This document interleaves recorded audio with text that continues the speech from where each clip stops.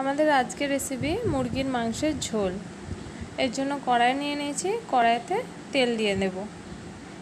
এবার এই যে এখানেতে মাংসটা ম্যারিনেট করে রেখেছি নুন হলুদ দিয়ে, ধুয়ে ভালোভাবে পেঁয়াজ নিয়েছি, রসুন থেতো করে নিয়েছি। এবার কড়াইয়ের তেল গরম হয়ে গেছে, এবার মাংসগুলো এক একে দিয়ে দেবো। গ্যাসের ফ্লেমটা একটু কমিয়ে নিয়েছি যাতে মাংসগুলো তলায় না ধরে না যায়, এই জন্য এবার আস্তে আস্তে মাংসগুলো দিয়ে দেবো।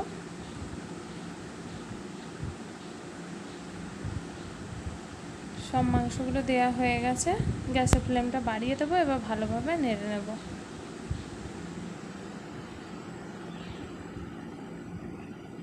ভালোভাবে নেড়ে নিয়েছি, এবার দেখব কিছুক্ষণ রাখার পরে দেখব অনেক জল বেরিয়ে গেছে। এবার এই জলটা মরতে দেব।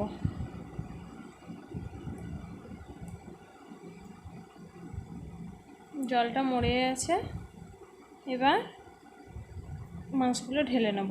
অন্য একটা কড়াই নিয়ে ওই কড়াইতেই আমি তেল দিয়ে নেব। অল্প পরিমাণ তেল দিয়ে দিচ্ছি।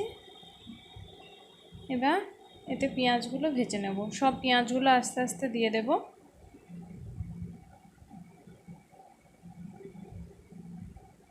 পেঁয়াজগুলো দিয়ে নিচ্ছি সবগুলোই। এবার ভালোভাবে নেড়ে চেড়ে ভেজে নেব পেঁয়াজগুলো। পেঁয়াজগুলো যখন আধ ভাজা হবে তখন রসুনটা দেব। পেঁয়াজগুলো আধ ভাজা হয়ে গেছে, এবার রসুনটা দিয়ে দিচ্ছি, থেতো করে রাখা রসুনটা। এই রসুন আর পেঁয়াজ ভালোভাবে নেড়ে চেড়ে নেব। যতক্ষণ না পেঁয়াজ থেকে একটু তেলটা বেরোচ্ছে ততক্ষণ পর্যন্ত নেড়ে যাব।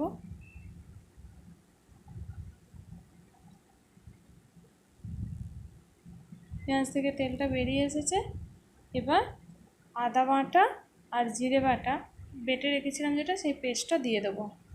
এবার এতে দেব পরিমাণ মতো হলুদ। এবার এতে দিয়ে দিচ্ছি পরিমাণ মতো হলুদ।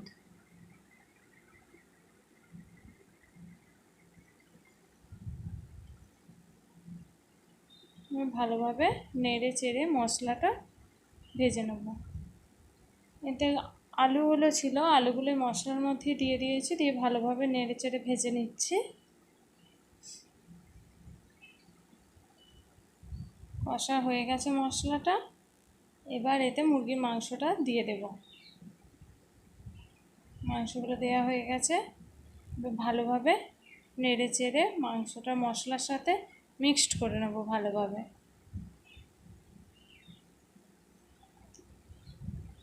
অল্প পরিমাণ জল দেব, মশলাটা তলায় ধরে যাচ্ছে যেহেতু অল্প পরিমাণ জল দিয়েছি। নুন দিয়ে দিলাম, নুন দিয়ে দিলাম পরিমাণ মতো। এবার ভালোভাবে নেড়ে নেব।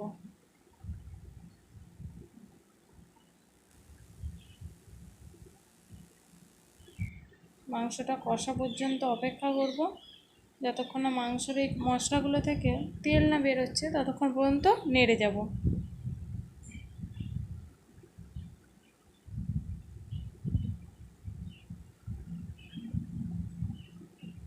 ভালোভাবে নেড়ে যাব। এবার তেল ছেড়ে দিয়েছে, এবার এতে জল দেব পরিমাণ মতো। যেহেতু আমাদের মুরগির মাংস ঝোল হচ্ছে, একটু বেশি করেই জল দেব। আলুগুলো সিদ্ধ হতে দেবো আমি। যখন দেখব আলু সিদ্ধ হয়ে গেছে তার মানে আমার মাংসটা সিদ্ধ হয়ে গেছে।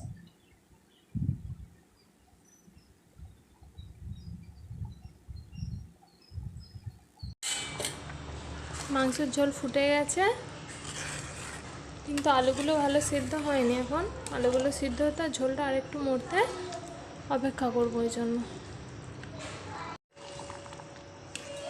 আমাদের মুরগি মাংসের ঝোল হয়ে গেছে, এই যে আলুও সিদ্ধ হয়ে গেছে। এবার এটা আমরা একটা জায়গায় ঢেলে নেব।